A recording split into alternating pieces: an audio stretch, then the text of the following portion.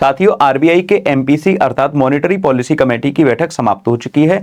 अब आरबीआई ने रेपो दर को घटाकर 5.5% कर दिया है, जो पहले 6% थी, और सीआरआर कैश रिजर्व रेशियो में 4% से घटाकर 3% कर दिया गया है। अब इन्होंने चालू वित्त वर्ष में महंगाई का अनुमान 4% से घटाकर 3.7% किया है।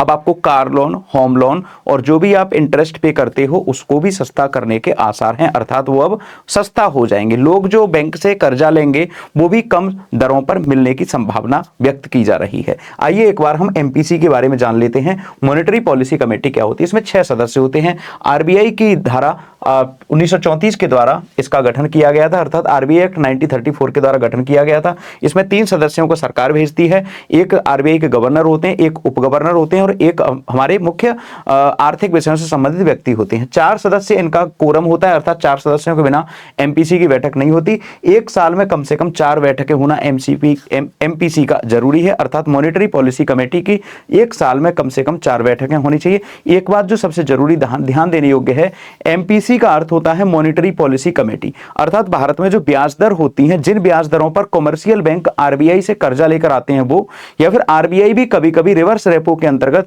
बैंकों से कुछ मुद्रा को अपने पास रख लेती है, उसको लेकर निर्धारण किया जाता है।